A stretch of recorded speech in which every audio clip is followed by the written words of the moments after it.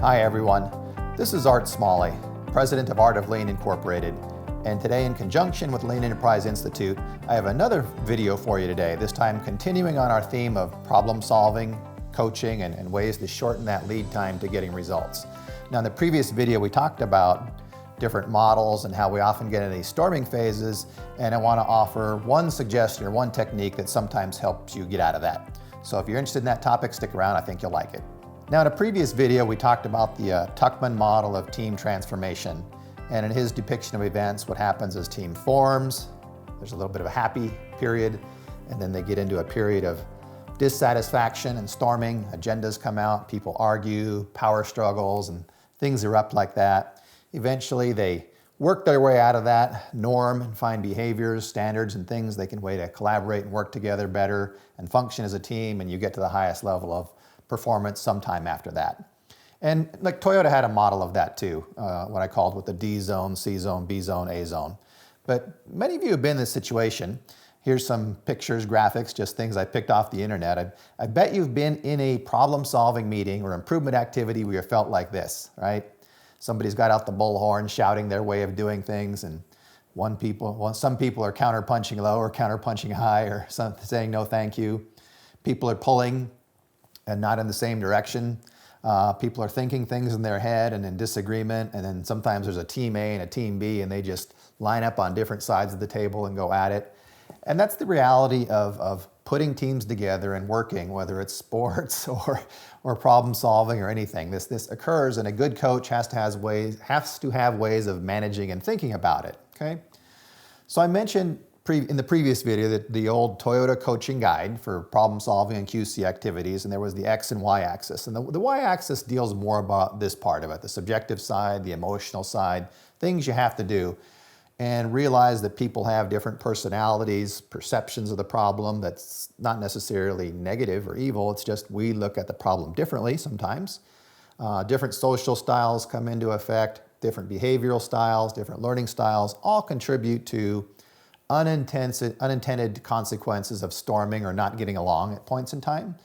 And look, the way through this to me is actually being a good virtuous person, okay? When you're a coach, you got to practice putting virtue into the team, virtue into your actions in a variety of ways. It's not one thing, it's not one simple thing, but you got to practice the integrity, the respect, the courage, the honor, the compassion, the honesty, the loyalty. All of these things have to come into play if you're going to be a good teammate, a good coach, and get people to trust each other and work well with each other.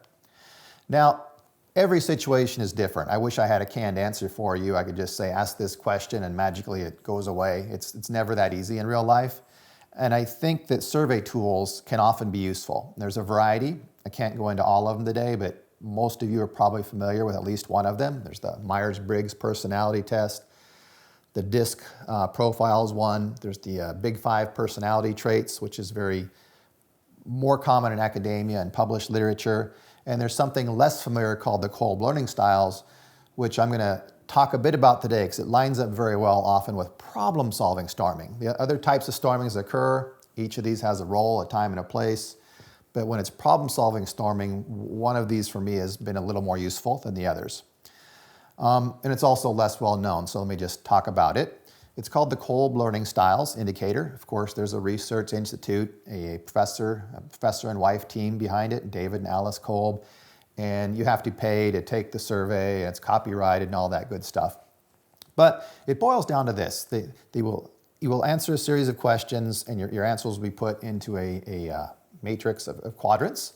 And at one quadrant, it tries to steer you, it finds out if you steer towards enjoying the concrete experience, the actual world. And that's very good for problem solving. In Toyota, for example, we use the gen word a lot. Gemba, genchi, genbutsu. That all indicates a preference, if you like those words, for actual objects, actual things. The opposite of the concrete experience on that axis, that vertical axis, is the bottom part, which is people who exhibit a preference for theory, abstract conceptualization, theory, and thinking. So these people like scientific theories. They like to be in the realm of ideas, numbers, and data. They say, let's go to the shop floor, but they tend to be in their office a lot more, or, teaching in the classroom, for example. And that's fine. Toyota Production System is a thinking system as well. The T down at the bottom, abstract, conceptualization, thinking, and planning really matters. The horizontal axis is called the processing continuum, and it shows whether you have a preference for active experimentation, the doing side of things. And look, you got to learn by doing a lot of the time. There's no substitute. The opposite of learning by doing is more the learning by reflecting, observing and reflecting over a longer period of time. And look, both of these are TPS, lean thinking as well. Learning by doing is one side, quickly. The opposite is slower reflective thinking and thinking. We use the word hansei a lot in Japanese. That's a slower reflective form. So I can put TPS and lean buzzwords in all of these quadrants, and good thinking styles need to embrace them at different points in time, okay? But here's what happened. Back to my storming phase, okay? The Tuckman model of storming at the low point. When people are storming in problem solving, okay, so make this clear. I'm talking about a type 2 problem solving, which has a defined problem eventually, but an unknown solution space. The root cause by definition is unknown in type 2, and you're going to have to go on a learning journey to explore it and find it as quickly as possible. If people score in the quadrant, which is between concrete experience and active experimentation, they are the just do it crowd. They come to the meeting, but they already know the answer. Let's do this. Let's not waste time in training. Let's not waste time in meetings. 30 minutes is all they can stand in a meeting, maybe an hour, and then let's go out and do it. They're ready to charge out the doors and go do it. They problem solve by bullet list. They have a list of action items and you just go and do it.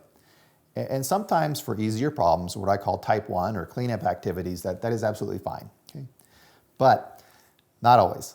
In what I call the type 2 problems of deeper complexity, all right? Unknown root causes, beyond the fishbone, beyond the 5 why, where you actually have to measure things with facts and data a little more rigorously, they don't do well.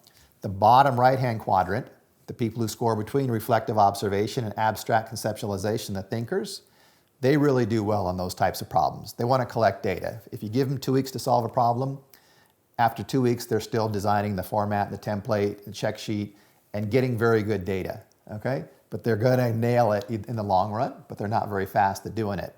Those are the people who are really into statistics and measurement. They understand theory of variation. They understand common cause, special cause variation. They actually do statistics, right? If they like DMAIC, they're the DMAIC people who actually do statistics and measure things well.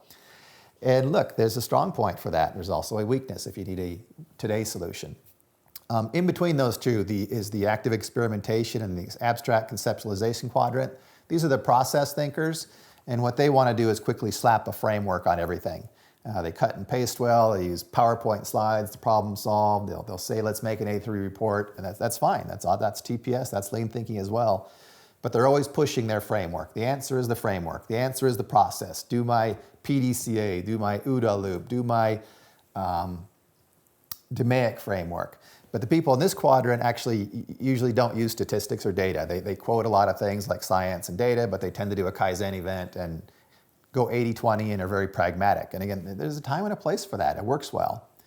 But they storm with the opposite quadrant. You always storm with your quadrant in the opposite. There's a big picture thinker strategy quadrant. They look concrete experience and reflective observation, but they don't converge to the narrow, they diverge to the bigger picture. So people like Stephen Jobs were like this, obviously, always thinking, what's next? What's the big picture? What's the big thing? What's the strategy? What's the bigger issue and innovation at play?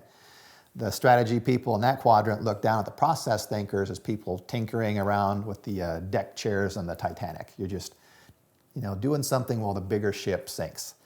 And look, there's strengths and weaknesses to all of these. This is not a right or wrong. The just do it crowd has a point when it's doing certain types of simpler problems or activities quickly. The measuring crowd has a point on the harder problems where variation and unknown root causes are involved, and measurement has absolutely got to come to the forefront. Process people have a good point. You better have a process and way to follow and things to do so you have a good sequence. And the bigger picture, the divergers in the upper right-hand quadrant, they're right in the long run. If you don't have a strategy, new product, innovation, you're not going to exist very long as a company. But you have to learn from each other. In problem solving, these strengths and weaknesses come out, your personalities and behaviors on top of it, magnify the situation. And the point is, Eventually, you need to have the language and vocabulary to work together, see each other's strengths and weaknesses, and agree on what we're doing in this meeting in this finite period of time to get things done most efficiently. Then the storming goes down, then the norming occurs, and you start to work better as a team. So in summary, that's just a high-level snapshot. I couldn't even explain this properly in an hour. I apologize, but the Tuckman model of team formation does identify stages of development. Storming is the low point, the one people like the least, and we tend to waste a lot of time there, okay? Get bogged down in argument. A way out of that usually is some form of survey tool, learning from each other, appreciating each other, respecting each other, discovering things in some way that we can build upon each other's strengths and not just put down each other based upon their weaknesses. And look, different personalities, behavioral activities, learning styles all have strengths and weaknesses associated with them. The problem is when you know one way or think your one way is best and try and enforce that on everyone, then you just invite resistance from the other quadrants and things like that. Then the storming phase just extends, and good coaches have to think about this and manage all situations and personalities and types of behavior to get the most effective results in the shortest period of time. So I end this again with the 7 virtues of martial arts. We want to practice integrity. We want to practice respect for others. It's not just respect. You got to have more than that. You have to have courage to do the right thing. Let's do the honorable thing for the long run. Let's practice compassion and thinking for everybody involved in the equation. Let's be honest to facts and data. And let's do our duty to the best we can and have a great problem-solving effort. So I hope this thinks a little bit more broadly, helps you think more broadly about problem-solving and coaching. And the next video will go on to another topic and things that I think will help you further explore the topic of coaching and problem solving. Have a great day.